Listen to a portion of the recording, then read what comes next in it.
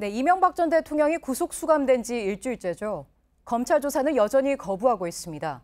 김윤옥 여사도 조사를 거부한 게 뒤늦게 알려졌습니다. 동부구치소 연결합니다. 박민규 기자. 원래는 구속 기간이 내일까지였습니다. 이게 다음 달 10일까지로 연장된 거죠? 네, 검찰이 연장을 요청했고 법원이 이걸 받아들여서 열흘이 늘어났습니다. 이 전 대통령의 혐의가 워낙 방대해서 보강 수사를 위해서는 필요한 조치였다. 이런 게 검찰 설명인데요. 이 전 대통령은 오늘 구치소에 접견을 온 변호사에게 법원에서 연장 통지를 받아서 알고 있다 이렇게 말을 하면서 비교적 담담한 반응을 보였다고 합니다. 이 전 대통령은 오후 2시부터 1시간 동안 변호사를 접견했고요. 이후에 아들 시영 씨 등 가족을 약 10분 정도 만났습니다. 네, 구속이 연장된 데 대해서 이 전 대통령이 담담했다고 전해 들었는데 변호인단은 어떤 반응입니까?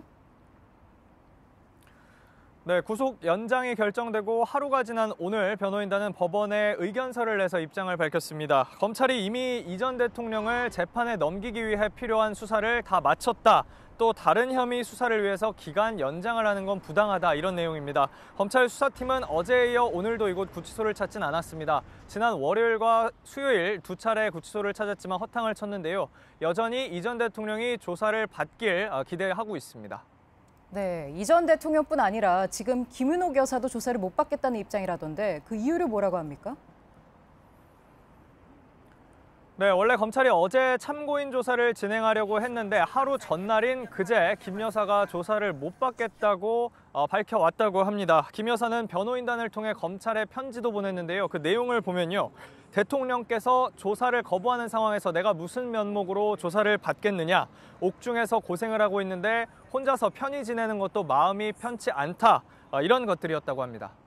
네, 그러니까 정리하면 이 전 대통령이 조사를 받지 않으면 본인도 조사를 받지 않겠다는 그런 얘기 같은데 그럼 다시 말해서 앞으로도 계속 조사를 받지 않겠다는 그런 뜻 아닙니까? 네, 지금으로서는 그렇습니다. 때문에 변호인단도 다소 우려를 표했는데요. 하지만 당사자 김 여사의 뜻이 그렇다면 어쩔 수 없다면서 일단 지금 상황에 맞춰서 준비하겠다는 입장입니다. 반면 검찰은 이 전 대통령을 재판에 넘기기 전까지는 김 여사를 조사해야 한다고 보고 있습니다. 이를 위해 일단 다시 한번 김 여사를 설득해보겠다는 계획입니다. 이런 가운데 이 전 대통령의 변호를 맡은 법무법인이 새 변호사를 뽑는다고 공고를 냈습니다. 5명을 뽑는다고 하는데요. 지금은 소속 변호사가 4명뿐입니다. 때문에 앞으로 다가올 재판을 준비하려면 기록 검토 같은 실무를 담당할 변호사가 더 필요하다고 판단한 겁니다. 네, 동부구치소에서 박민규 기자였습니다.